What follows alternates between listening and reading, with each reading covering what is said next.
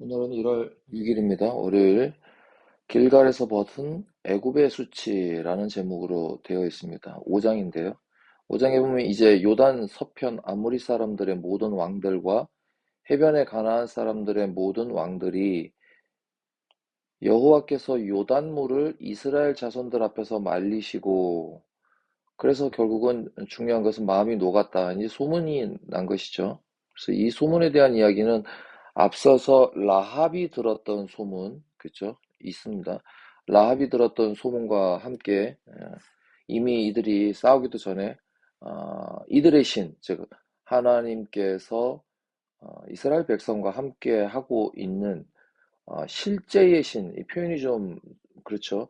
이 실제의 신이 뭐냐? 이들에게 있어서의 신은 끊임없이 주세요, 주세요라고 하는 그런 경배의 대상이었지 않습니까? 그런데 이 신이 인간계에서 실행한다? 인간계에 나와 있다? 이런 것들은 이렇게 눈으로 보이지 않았던 것입니다. 그러니까 이들이 정신을 잃었더라라고 할 때 이것을 그냥 이 텍스트만 가지고 볼 때는 그게 다 보이지 않습니다.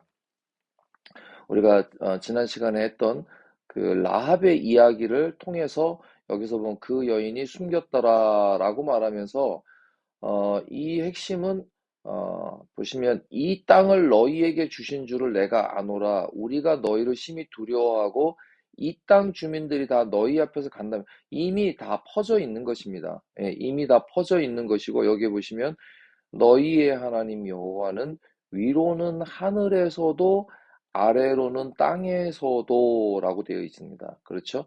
그러니까 이들에게 있어서 이 여호와 하나님에 대한 소문은 바로 이렇게 이스라엘 백성과 실제하신다라는 게 굉장히 중요한 것입니다.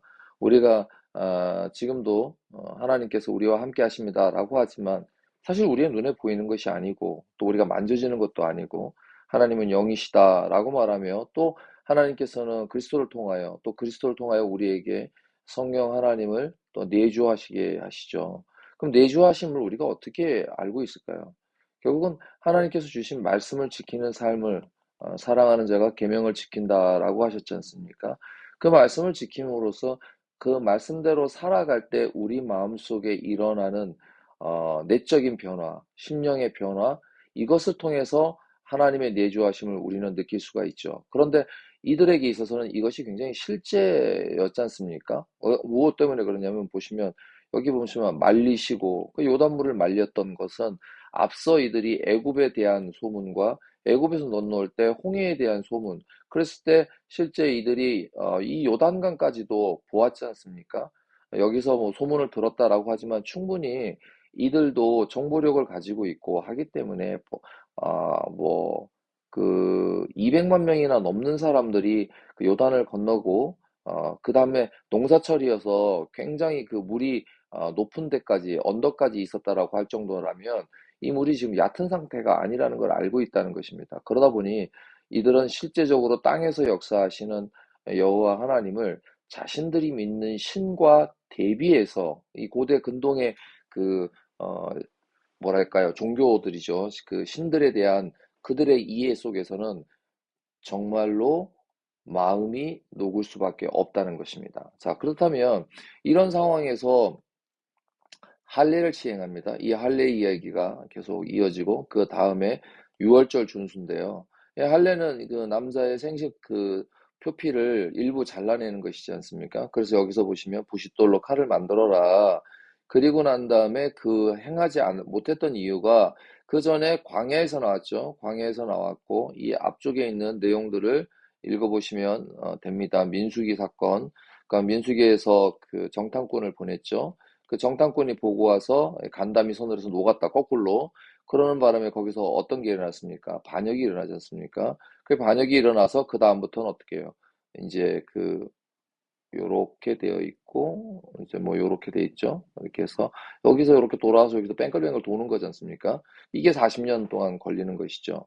자, 그렇게 했을 때 먼저 나왔던 사람들이 어떻게 됐습니까? 다 죽었죠. 그러면서 다만 애굽에서 나온 후 광야길에서 난 자는 할례를 받지 못했다라고 말하고 있는 것입니다.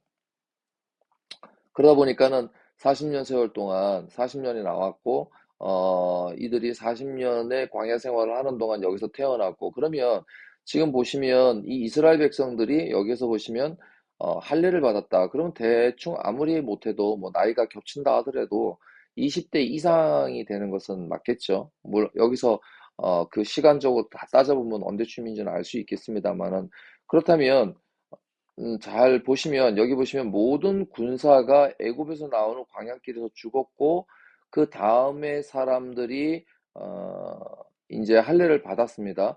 근데 할례를 받는데 생각을 해보시면, 왜 첫 번째, 왜 하나님께서는 계속 성결을 요구하시는가? 이 하나님과의 관계성이 중요한 겁니다. 하나님께 나아가는 사람은 항상 어떤 상태가 되어 있냐면, 하나님 앞에 나아갈 수 있는 상태가 되어야 합니다. 레위기에서는 그래서 이거를 그 정하다라고 하는 것이고 부정하다라고 하는 영역으로 나눕니다. 그리고 이 정하다 부정하다에서 다시 하나님 앞에 나가는 것을 거룩의 상태로 나가는 것이죠. 그러니까 우리가 정한 상태가 되어야만 하나님께 나아갈 수 있는데, 하나님께 나아가면 이 거룩의 상태까지 나아가야만 하나님 앞에 나아가는 거죠. 그런데 부정하게 되면 아예 못 나갑니다.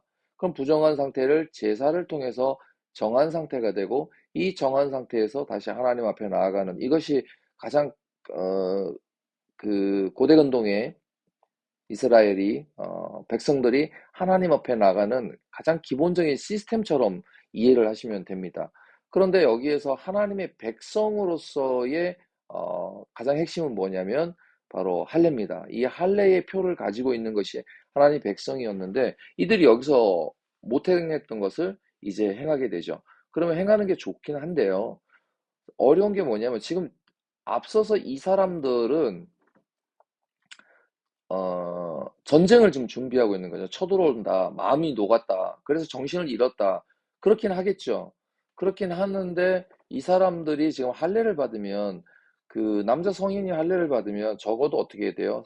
3일에서 길게는 뭐 일주일 이상을 싸울 수 없는 상태가 됩니다. 여러분 기억하실지 모르겠지만, 누구였죠? 그 야곱의 딸이었나요? 그 디나 사건이 기억나실 겁니다. 가가지고 딸아이와 결혼을 전제로 그 사람들이 어떻게 했습니까? 하니까 할례를 요구해가지고 남자들이 고통을 받을 때, 예, 가서 다 죽여버리지 않습니까? 그러니까 싸울 수가 없는 상태가 되는 것입니다. 이 싸울 수 없는 군사로서의 역할이 아예 실종되는 상태라는 걸 우리가 기억을 해야 합니다. 물론 우리는 알고 있죠. 그렇다면 이 여리고 사람들은 몰랐다고 봐야 되겠죠. 왜냐? 여리고 사람들이 이 사실을 알았더라면 당연히 절호의 찬스지 않습니까? 그렇죠. 이스라엘 백성들이 할례를 받고 적어도 3일에서 길게는 7일 정도, 이 기간 동안은 아무것도 할 수 없기 때문이죠. 그래서 여기서 보시면 어, 백성이 진중 각 처소에서 머물며 낫기를 기다릴 때에, 이때가 가장 위험한 시기 아닙니까? 누가 그러면 이렇게 하겠습니까? 그럼 하나님께서 이 지금 전쟁을 앞두고 있는 여리고성을 무너뜨리기에 앞서서 이렇게 한다면 여기에는 이런 이유가 달겠죠. 이거 하면 도대체 전쟁을 어떻게 하지? 야, 이거 했다가 적이 쳐들어오면 우리는 일순간에 다 끝날 텐데라고 하는 위급 상황이고, 그리고 나면 가장 중요한 정보가 되는 거죠. 이 정보가 누구에게요? 여리고에 노출이 되면 어떻게 됩니까? 그러면 바로 그냥 뭐 완전히 박살 나는 거 아니겠습니까? 그런데도 불구하고 이것을 시행했다. 이걸 한번 묵상을 해볼 필요가 있는 것이죠. 하나님께서 지키시는 것은 완전함입니다.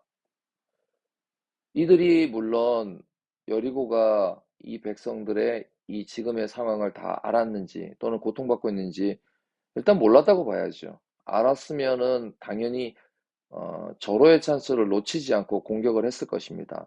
하지만 그걸 몰랐던 것은 이들에게는 할례 의식이 없었던 것이었을 테고, 그리고 그렇게 앞서서 이들은 극심한 공포를 느끼고 있었죠. 왜 그렇습니까? 이미 애굽에서 행하셨던 일들과 건너오면서 그때 만났던 어, 그 왕 두 명의 이름이 나왔죠. 그들에게 행했던 일들과 그러면 40년 동안 이들이 광야를 떠돌고 있을 때 그 광야에서 일어났던 일들에 대한 그 소식들을 여리고가 알았기 때문이라는 것입니다. 이렇게 알고 있었기 때문에 그러면 하나님께서는 이들에게 이 선교를 요구하시는 이유와 그리고 우리가 볼 때에는 가장 위험한 상황, 위급한 상황에 이렇게 하면서도 어, 하나님께서 결국은 어떻게 해요? 보호하고 있다라고 하는 철저한 보호를 우리는 이것을 통해서 볼 수가 있는 것입니다. 이어지는 이 유월절 행사까지도 보시면 유월절은 어떻게 됐습니까? 그 땅의 소산물을 먹었고 그리고 나서 만나가 그쳤다. 만나는 결국 광야 생활에 하나님께서 먹거리, 즉 일용할 양식을 주시는 하나님에 대한 철저한 신뢰지 않습니까? 이 철저한 신뢰가 이제는 이곳에서의 소산물을 먹는다라고 하면 이것은 바로 하나님의 약속에 대한 성취가 이루어지고 있다. 그러면 이 키워드로만 본다면 하나님께서는 하나님께서 직접 하신다. 전쟁을 누가 하는 거예요? 백성들이 하는 것 같지만 그럼에도 불구하고 하나님께서 이 전쟁이 하나님께 속해 있음을 백성들에게 무한 신뢰로서 알게 하는 것이죠. 우리 같은 경우는 어떻습니까? 살펴보겠죠. 자기 몸이 지금 해한 상태, 약한 상태에 전쟁할 수가 없고 그 전쟁할 수 없는 상태에 의해서 전쟁을 이긴다는 것은 불가하죠. 이건 우리의 셈법이죠. 그러나 하나님의 셈법은 성결이 중요하다는 거죠. 이 성결의 핵심은 하나님과 함께 하심에 대한 성결인 것이잖아요. 그 성결한 이유가 뭡니까? 하나님 백성다움을 유지하는 것이잖아요. 그 성결의 핵심은 전쟁인데도 불구하고 성결의 핵심, 할례의 핵심은 하나님의 백성, 그리고 이 백성으로서의 하나님에서의 위치, 그냥 백성 됐다 끝나는 것이 아니라 말씀의 위치, 그리고 나서 유월절의 관계는 하나님께서 애굽을 탈출시켜 주셨던 그 하나님에 대한 이들의 다시 한번 재차 확인하는 것을 알 수 있습니다. 우리의 삶이 힘들고 어렵지요. 특히 이런 좌절의 시기를 지금 겪고 있는 이 시기에도 하나님이 우리에게 요구하시는 것은 물론 개인적으로는 이런 사회적인 상황들에 대해서 우리가 필요한 만큼의 백성으로서의 권한을 행사하는 것은 분명히 필요합니다. 그러나 이것이 과도하게 넘쳐서서 그리스도인으로서의 하나님의 백성의 관계에서 이 관계조차를 깨어버린다면 그것은 옳지 않다라고 분명하게 말씀을 드릴 수 있습니다.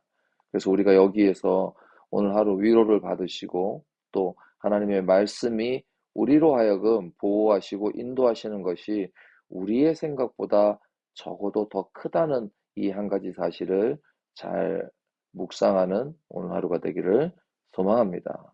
오늘은 여기까지 하겠습니다.